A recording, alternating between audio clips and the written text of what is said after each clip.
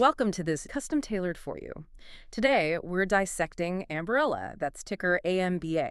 Right. It's a company that has pulled off one of the most successful but also really complex pivots in the semiconductor space.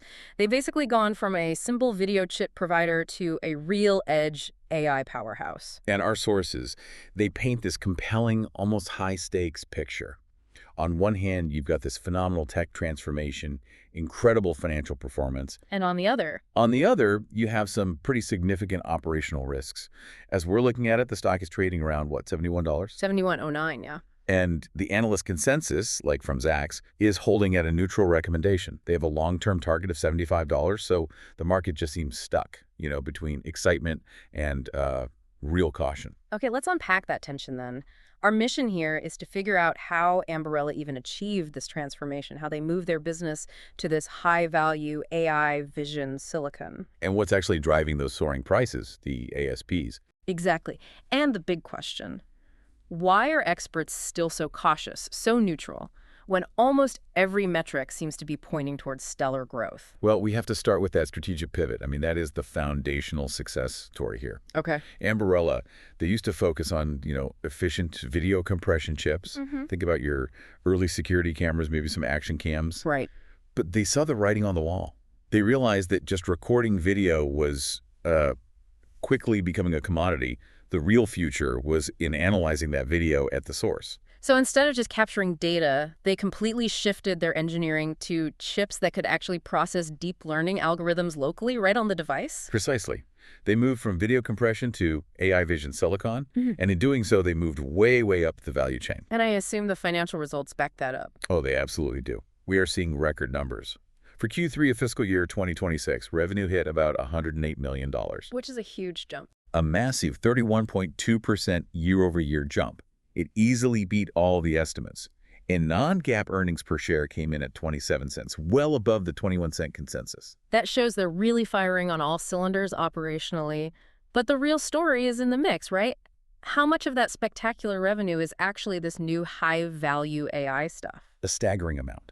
It's really the key metric. They're edge AI products. And that means chips with their own proprietary AI accelerators. They call it CV flow. CV flow, right. Those made up 80% of total Q3 revenue. Wait, 80. 80. 80%. And this isn't some flash in the pan. This is their sixth straight quarter of record edge AI revenue. It completely validates their big strategic change. That 80% figure, that's a testament to just how fast they pulled off this pivot. And the growth, it's not just that they're selling more chips, is it? No, it's not. Based on what the CEO said, the growth is split pretty much half and half. Half is increasing unit volume, and the other half is rising ASPs, those average selling prices. So they're selling more, and what they're selling is just more valuable. Exactly. The chips are more complex, so they're more expensive. The ASP for their system on chips, their SACs, was up about 20% year over year in Q3 alone. Okay, let's pause on SACs for a second, because that term is so important here. For you, the learner, and SACs is a system on a chip. Right. It means putting all the necessary parts, the CPU, memory, and those crucial AI accelerators, all onto a single piece of silicon. So why does that integration matter so much in this edge AI world? It's everything. The edge is anywhere data gets generated away from the cloud, a self-driving car, a drone, a security camera. Right. And in those places, you absolutely need low power consumption. You need minimal latency for real-time decisions, and you need a small physical size.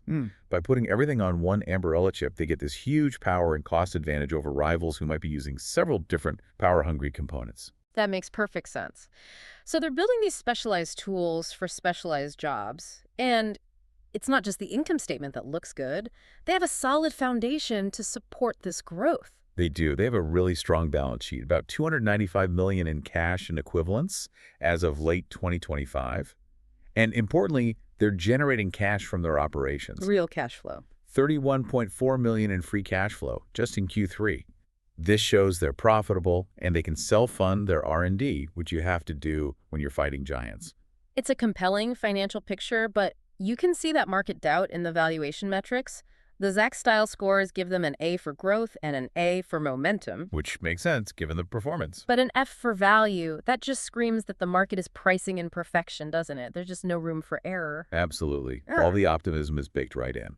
So let's talk about the tech edge that's justifying that premium. It's not just the sought design, it's that they're also executing on really advanced manufacturing. Yeah, the source noted that 5-nanometer-based products were more than 45% of Q3 revenue.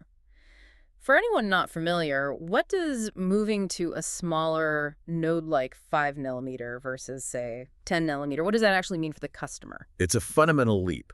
The nanometer size, it refers to the size of the transistors on the chip. A smaller number, like 5, means the transistors are way tinier and packed much more densely. So you get more power in the same space. You get more power, and the chip can run faster and do more AI calculations while using significantly less power.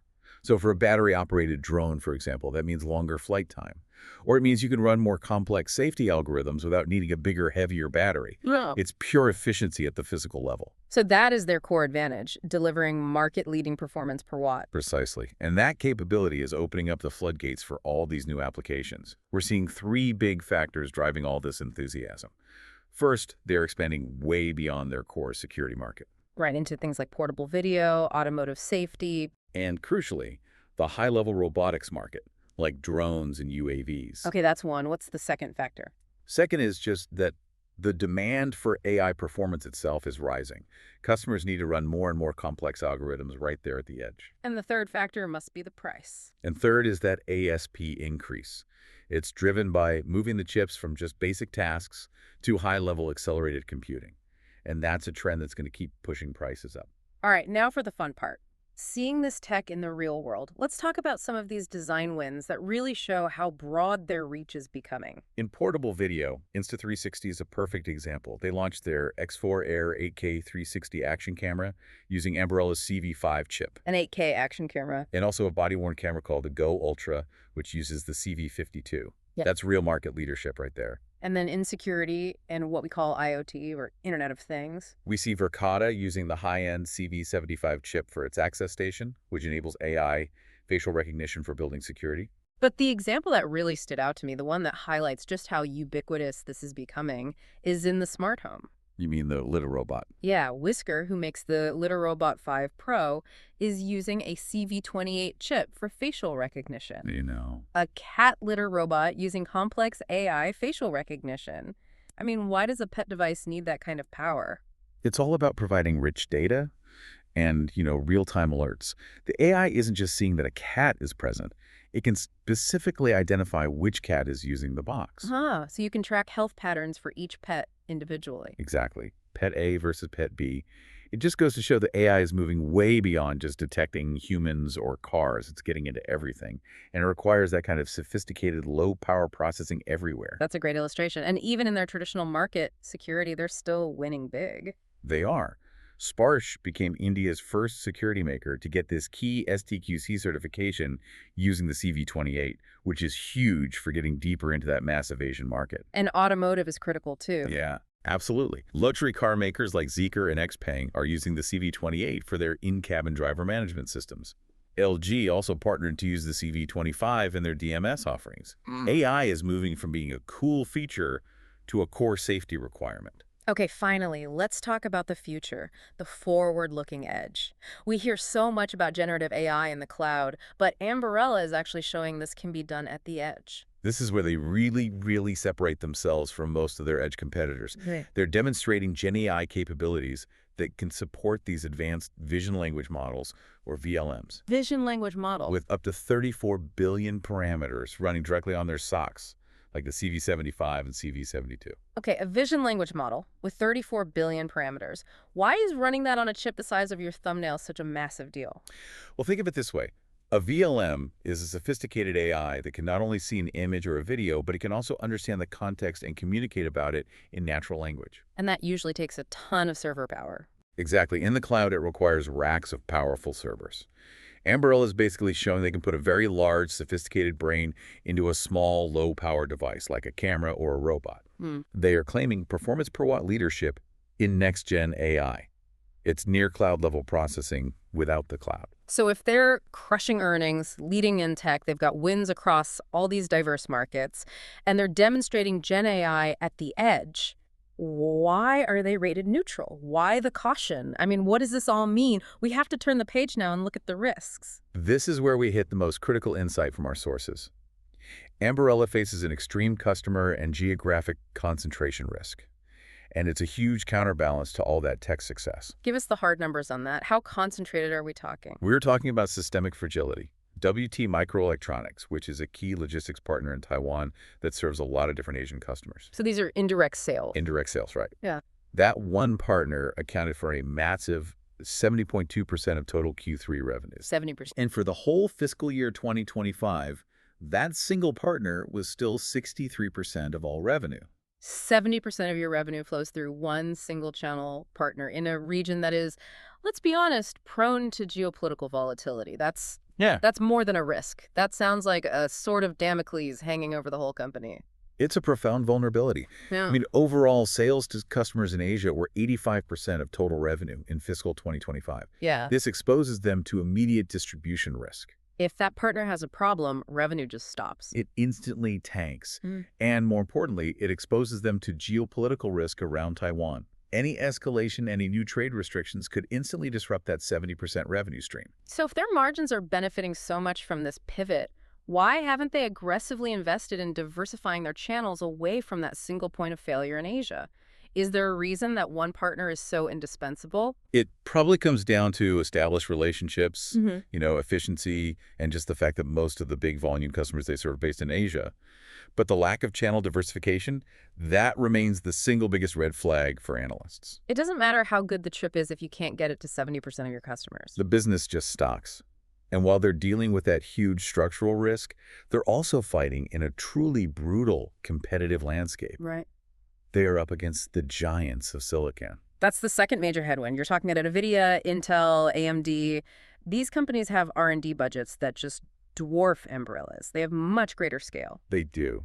But isn't Ambarella's whole thing that they're optimized for vision? They're running AI super efficiently, whereas an NVIDIA chip is more general purpose. What makes those giants such a threat in Ambarella's own niche? It comes down to the software ecosystem, which today is arguably more critical than the hardware itself. Right. NVIDIA has CUDA. It's a robust, established, widely supported software platform that developers everywhere use for AI. Intel has OpenVINO. And Ambarella has its own system. Ambarella's proprietary CB flow is highly efficient for its niche, yes, but it limits versatility. Developers have to specifically invest in their ecosystem. With CEA, you can apply it to almost any task. That ecosystem difference can be a deal breaker for big enterprise customers. And then you have the looming external risks, especially around U.S.-China relations. Given how much of their revenue depends on the Asian security market, any new export restrictions, any new tariffs could just curtail their growth overnight. Precisely. And that brings us right back to the valuation problem. Despite this incredible growth story, the stock itself has declined 1.3% over the past year. While the rest of the industry boomed. Right. The semiconductor industry was up 76%. And yet, Ambarella trades at this high premium 8.1 times price to sales, compared to the S&P 500 at about 5.3. So you have a company trading at a premium you'd expect for a safe stock, but it's carrying maximum concentration risk. It's a total investment paradox. It's the very definition of a high-risk, high-reward growth story. And that's why the recommendation stays neutral. The market is pricing in the potential of that 80% AI revenue, but analysts just can't ignore the fragility of that 70% reliance on a single partner. So this deep dive has shown us just incredible operational success. Yeah. A robust product portfolio that's driving ASPs up 20%, validated by huge design wins from action cameras to cars to even a robotic litter box. Right. And yet that extreme customer concentration risk in Asia, plus the fierce competition from the giants, it completely justifies the market's caution. And if we connect this to the bigger picture, the key thesis for their long-term future is really technology reuse. The CEO noted that the software and hardware they develop for autonomous driving is directly applicable to advanced robotics. Things like level 3 plus drones. Exactly, and industrial automation. Yeah. Both systems need that complex sensor fusion and high-level decision-making right on the edge. This gives them a huge potential market to leverage their R&D spending. So we encourage you to explore that concept of hardware and software reuse between advanced driver systems and this growing robotics market. If Ambarella can just seamlessly port its investment from cars into drones and mobile robots, where else could this high-performance, low-power edge AI be applied that isn't even on their current roadmap? Maybe logistics or even specialized medical imaging. Thank you for joining us for this deep dive. We hope this knowledge gives you a clearer perspective on this very fast-moving and high-stakes semiconductor sector.